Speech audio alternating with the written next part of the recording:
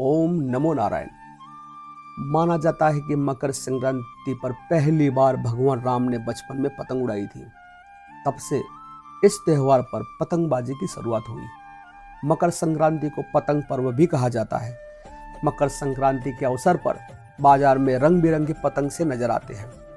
आसमान में पतंगें खूब उड़ाई जाती हैं। लेकिन क्या आपको मालूम है कि इस पर्व का पतंगबाजी के साथ क्या रिश्ता है? मकर संक्रांति पर पतंगबाजी का रिश्ता भगवान राम से भी है। श्री राम ने भी उड़ाई थी पतंग।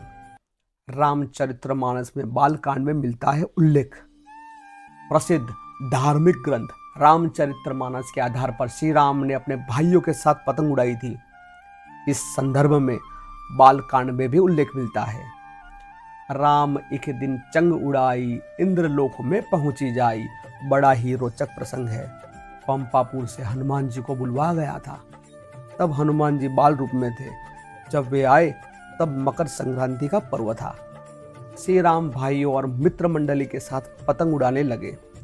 कहा गया है कि वह पतंग उड़ते हुए देवलोक तक पहुंची। उस पतंग को देखकर इंद्र के पुत्र जयंत की पत्नी बहुत आकर्षित हुई। वह उस पतंग को और पतंग उड़ाने वाले के प्रति सोचने लगी। जासु चंग अस सुंदरताई, सो पुरुष जग में अधिकाई। इस भाव के मन में आते ही उसने पतंग को हस्तगत कर लिया और सोचने लगी कि पतंग उड़ाने वाला अपनी पतंग लेने के लिए अवश्य आएगा। वह प्रतीक्षा करने लगी। उधर पतंग पकड़ लिए जाने के कारण पतंग दिखाई नहीं दी। तब बालक श्री राम ने बाल हनुमान को उसका पता लगाने के लिए रवाना किया। पवन पुत्र हनुमान आकाश में उड़ते हुए इंद्रलोक तक पहुंचे। वहां जाकर उन्होंने देखा एक स्त्री उस पतंग को अपने हाथ में पकड़े हुए है। उन्होंने उस पतंग की उससे मांग की। उस स्त्री ने पूछा, यह पतंग किसकी है? हनुमान जी ने रामचंद्र जी का नाम बताया। उस पर उसने उनके दर्शन की अभिलाषा प्रकट की। हनुमान जी यह सुनकर लौट आए और सारा वृतांत श्री राम को कह सुनाया। श्री राम ने यह सुनकर हनुमान जी को वापस भेजा कि उन्हें चित्रकूट में अवश्य ही दर्शन देंगे।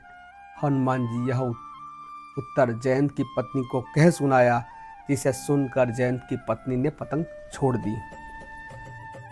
कथन है कि तिन तब सुनत तुरंत ही, दिन ही छोड़ पतंग, खींच लई प्रभु बेग ही, खेलत बालक संग। बोलो सियावर रामचंद्र की जय, पवन सुत हनुमान की जय।